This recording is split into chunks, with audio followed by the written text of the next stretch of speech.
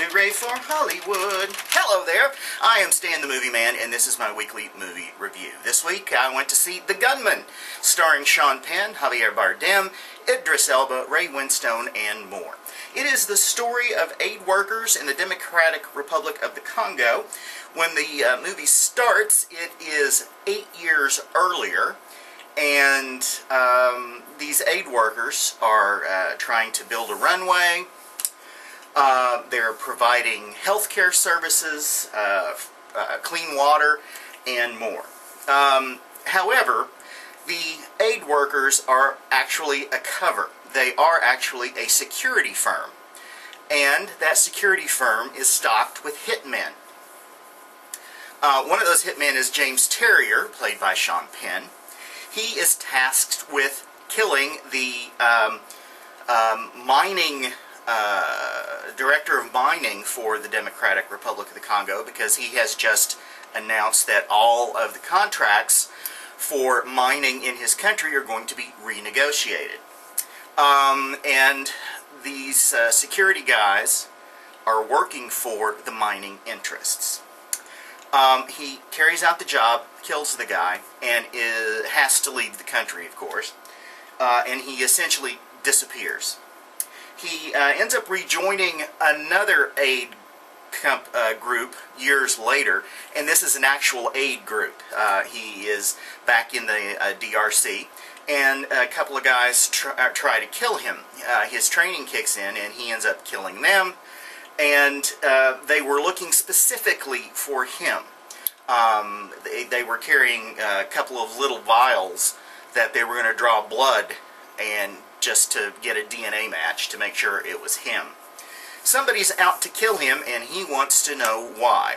He goes looking for a former civilian liaison between the mining company and the security company, a guy named Felix, played by Javier Bardem. And in the 8 years that James has been hiding out and trying to lay low, his girlfriend, who was a doctor who was working in the DRC, Annie, played by Jasmine Trinka, has ended up marrying Felix, who very early on we see has a thing for her when James and Annie are still together. Somebody's trying to clean up the mess left over from the DRC job, and James is going to find out what's going on and try to put a stop to it. This has a Rotten Tomato score of like 18 or something, and it certainly isn't a fantastic movie. It is, however, pretty good. I enjoyed it quite a bit. It has some good action scenes.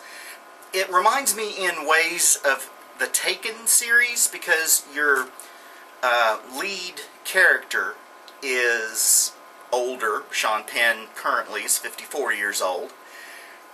And he's in really good shape. I hate him like poison, because he has a shirt off in several scenes in this film, and he must work out constantly, because he's got the body of a 25-year-old, which, again, I find very annoying, because he's a year older than I am. Calm down. Anyway, like Taken, just the aspect of the lead character being older than average for these types of films. The espionage kind of aspect of the movie is a bit convoluted, and I think kind of is there just to give the scriptwriter an excuse to throw in the action scenes. The relationship between Penn and Jasmine Trinka didn't exactly hit me as believable, especially when James comes back into her life and she just, well, she does something. So you'll just have to see it. But otherwise, the intrigue side of it, the dirty dealing, the things of that nature, and trying to figure out who is responsible for what's going on, seemed a bit obvious to me to begin with, but you find out late in the picture who's trying to kill him and why. I enjoyed The Gunman quite a bit, and I'm giving it 4 guitars. Or stars, actually. Go to stanthemovieman.com to read my complete review. And if you want to follow me on Twitter, you can do so at MovieManStan. Send me emails to stanthemovieman@comcast.net. And until next time, toodles!